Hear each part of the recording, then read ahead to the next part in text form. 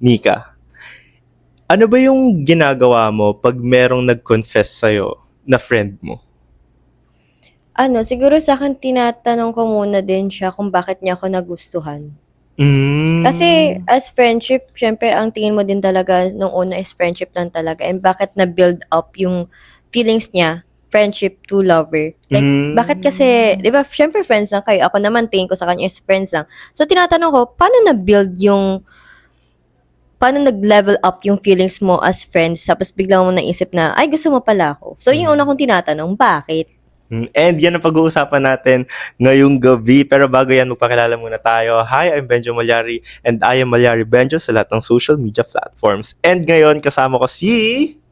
Hi everyone, I am Nika Rivero, the Sleeping Beauty of Season 6. Ay, Sleeping Beauty pala yung tawag sa'yo doon. Oo, kasi Bakit? lagi akong antukin eh. Lagi akong Antukin tulog. ka. Akala ko Oo. kamukha mo si Sleeping Hindi, lagi Beauty. daw talagang tulog. Yun yung binabash nila sa akin. Ay, as in sa comment section? Hindi, no naman, mga sa sisi. mga, sa mga FNC podcast, laging, si Nika. Tapos biglang, ganun. At least may beauty, di ba? Yeah, Nakalagay at least Sleeping maganda. Beauty. At least Naalala ko nga maganda. meron kayong meron kayo parang yung tapatang voting, sabi ganda lang. Yes. Ba sa'yo yun pag binote ka, tas ang reason ganda lang?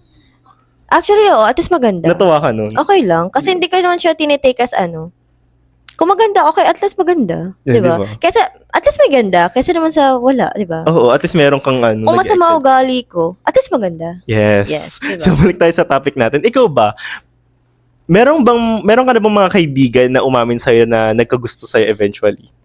Yes. Meron Ay. talagang naging kaibigan. Pero na-experience mo na ikaw yung nagkagusto sa kaibigan? Oo. Oo. Ikaw, pero so naniniwala ka na pwedeng ma-develop yung friends into If willing kang i-risk yung friendship mo. Kasi, pag once na nag-confess ka sa tao, hindi mo alam kung paano sila mag-respond sa'yo. Kung baka kasi iwasan ka. iwasan ka, mailang kasi hindi na pala friends yung turing ko sa kanya, ganito, iba na pala yung tingin ko. So, parang baka mailang siya every time na hawakan ko siya, i-hug ko siya, ganyan. Kasi, as friends, parang sobrang clingy lang natin sa isa't isa kasi alam niyo magtotropa lang. Pero, baka kasi, alam mo yun, once Iba na na yung dating sa nag-confess, kanya. pag nag-confess ka na, baka kasi mawala yung friendship nyo. At hindi lang yun. For example, na tinanggap niya naman yung feelings mo, nag-confess ka sa kanya, tinanggap mo yung feeling, for example, nag-confess ka sa akin, na tinanggap ko yung feelings mo. And then, hinayaan kong ma-build din yung relationship na maging lovers tayo kahit came from friends. Pag nag-end tayo, mawawala din yung pagiging friendship natin. So, nawalan ka na ng lover, nawalan ka din ng tropa. So, hindi mo nire-recommend na Hindi. mahalin ng friend? Hindi. Kasi, siya ang risky for me kasi nga, mas mahirap mawalan ng kaibigan kaysa sa lover.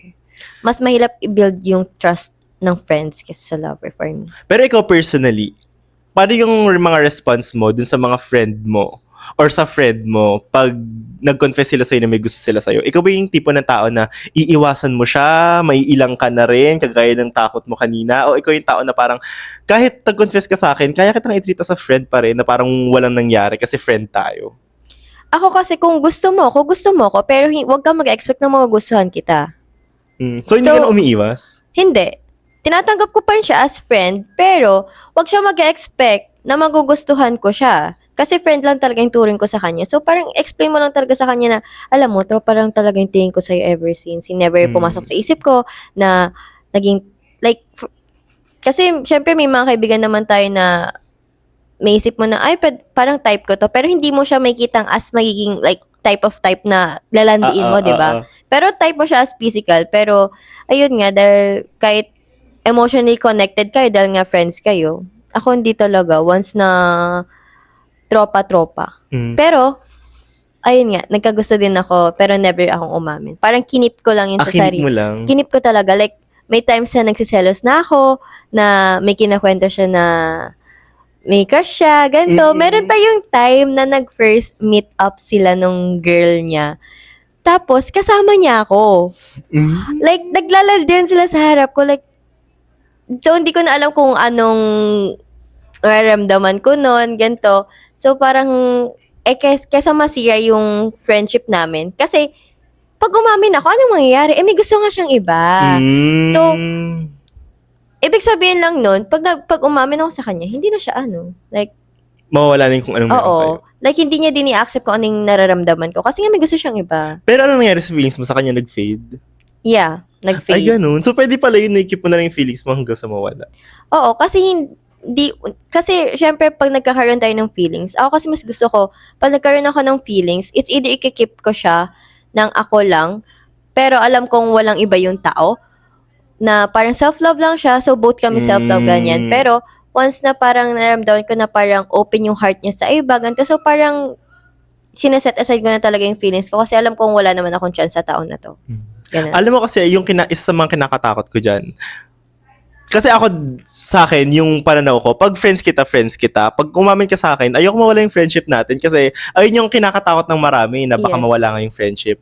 So, merong one time na mayroon friend na umamin sa akin. Tapos sabi ko sa sarili ko, dahil sobrang friends kami, ayoko mawala yung friendship namin, ayoko maging reason yung pag-confess niya sa akin para mawala yung friendship na nabuo sa amin. So, pinagpatuloy ko yung friendship namin kahit umamin siya sa akin. Hindi ka naman nailang.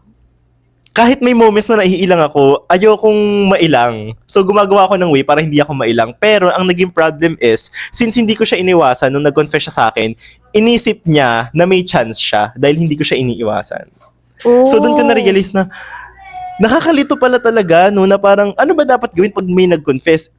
Iiwas ba ako o hindi ako iiwas? Kasi pag umiwas ako, malulungkot siya. Pag hindi naman ako umiwas, baka mag-expect siya na merong something sa amin dalawa. Which is, mali niya kasi nag-expect siya na mababalik yung feelings niya towards Yun you. nga. Ako, hindi pa naman ako yung tao na very confrontational na pag may na-feel ako sa'yo na something, didirektahin kita na, ops, hindi ganyan. Hindi ako ganun. Mali yan. Hindi ako ganun. Tigil mo yan. Ganun. Kasi parang ayoko din mag-assume na, na masyado ka namang assuming na dumadamoves ako sa'yo. Ayokong ganun. So, parang nag-observe lang ako. Hanggang sa pag hindi ko na mapigilan, doon lang ako nagsasalita. So, yun yung mga isa sa ko. Pero ikaw, kanina kwento mo, kino-confront mo na parang hanggang friends lang ka mo talaga, ganun. Oo. Kasi ako, trinay ko din yun kasi meron akong like, friends lang talaga kami through online, tapos nakikita kami, ganito. Parang pandemic kasi yun, tapos sobrang uso kasi yung ML, ganyan. Tapos yung mga friends, may friends of friends kami, so nagkaroon kami ng GC, tapos syempre naging tropa ko siya kasi tropa niya yung tropa ko. And then hanggang sa nag-meet up kami, ganito, ganyan. And then, hanggang umamin siya sa akin na nagkakagusto nga siya sa akin. So, sabi ko, alam mo, hanggang friend pa rin kasi talaga yung tingin ko sa'yo and huwag ka mag-expect sa akin na and hindi ko kasalanan kung masasaktan ka sa mga magiging actions ko, sa mga masasabi ko around you, around our friends kasi ang tingin ko pa rin talaga sa'yo is friend. So, wala talagang magiging mali. Huwag mo akong sisisihin sa lahat ng mangyayari kasi hindi ko naman ginusto o parang hindi ko naman kita pinilit na magustuhan mo ako eh. So parang kung ano mang naramdaman mo, kung ba't mo ko nagustuhan, bakit ka nasaktan, dahil sa akin is wala ko dun. Kasi ang usapan lang naman talaga natin is friends. So, since friends kayo, meron bang moment na yung friends mo na may gusto sa'yo, nakikita ka na may kasama kang iba? Like, yung friend na nagkakagusto sa akin, yeah. Hindi ka nagigilty every time na may kasama kang iba tapos may nasasaktan na isa, kahit hindi mo naman kasalanan na nagkagusto siya sa'yo? Actually, nasaktan siya kasi May aura kang iba, ganun. Hindi ka nagigilty? Hindi. Talaga? Like, nagigilty ako ng onte kasi ayoko din makasakit ng tao, lalo na kaibigan ko siya. Like, super good friend siya sa akin. Wala siyang ginawang masama sa akin, never siya naging fake sa akin, ganyan. Pero yun nga, ayoko din naman na bakit ko ikikip yung feelings ko sa ibang tao para protektahan yung tao na to. Kasi friend lang naman siya eh. So, kung may gusto ako, may gusto ako.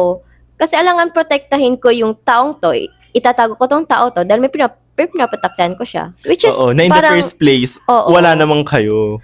So, ayun nga. So, parang ang pangit naman parang gagawin mong kabit yung gusto mo. Kasi nga, pinaprotektahan mo yung friend mo. So, parang, in the first place, di mo naman bet yung kaibigan mo na yun. Diba? Pero both naman, may feelings sa isa. So, Siguro yung natutunan ko na lang doon na kailangan lagi tayong open yung communication Vocal talaga. natin and vocal tayo. Kasi minsan talaga, pag hindi natin nasasabi directly kung ano ba yung intention and feelings natin sa isang tao, doon nagkakaroon ng misunderstanding eh. Totoo. Na baka isipin nila, binibigyan natin sila ng motibo o minimix signal natin sila. So maganda talaga yung tatry ko nga yun. Oo. Yung Yung direct to the i-confront point. mo Ganun ka ba? talaga Pag na-feel mo na, ops, hindi ganyan. Ganun ka. Oo, parang, kunyari, bigla siyang, sa mga chats pa lang na parang sunduin kita, ganito, ganyan. Weird mo, no? Gumaganon ako. Alam mo, ang weird mo. Ba't ka ganyan? Gaganon ako agad. Tapos, as in, sinasabi ko, weird. Parang sinasabi ko agad, crush mo ba ako? like, out of nowhere, gusto mo ba ako? Kunyari, bigla siyang, hindi niya naman ginagawa yun before, pero ginagawa niya now. Ano meron? Crush mo ba ako? Gagawin. Alam mo, as a joke way, pero at least alam niya na may hint na siya na alam ko. So, sa umamin ka, sa ako sabihin na tropa lang tayo. Hala, Ganon. tatry ko nga yun. Napakalaga talaga ng open communication. Pwede naman palang gawin ng hindi makakasakit masyado pag pa-joke. Oo, parang in a joke, crush mo ako, no? Perfect yun Tapos pag sinabi niya, bakit? Kadiri ka, baklo. Parang ganunin mo, diba? Okay, at okay. least alam niya na Magandang wala na tip. siyang chance. Tanga nakakadiri, tropa tayo, di tayo talo. Okay, Ganon. Oo. perfect. Para, in a joke way, na parang hindi niya saseryosoin. Kasi once na parang closure siya na ganito lang kayo, ganito lang. Baka masaktan siya na parang hindi na siya lumapit. At least pag ngayon, joke-joke lang. Okay na kayo buong araw. Okay, oo nga. Diba? Ganda, good Tanga naman, tip. bakla good kadiri tip. ka, tantanan mo ako, dali ako sa'yo. Okay, thank Pero you. mamaya, syempre yakap-yakap na kayo. Edi goods. Oo, Goods lang. ganun lang. Mm-mm. Parang soft lang yung rejection. Oo. Na joke way lang siya na magsisink in din nan sa utak niya na kung umamin din pala ako, ganito din pala yung sasabihin niya sa akin. Diba? Pero in a joke way din siya. So, Para ma-stop parang hindi niya na siya- agad. Oo. Para magkaroon na siya ng hint na no ka sa akin. Okay. Friends lang tayo. Ganun. Perfect.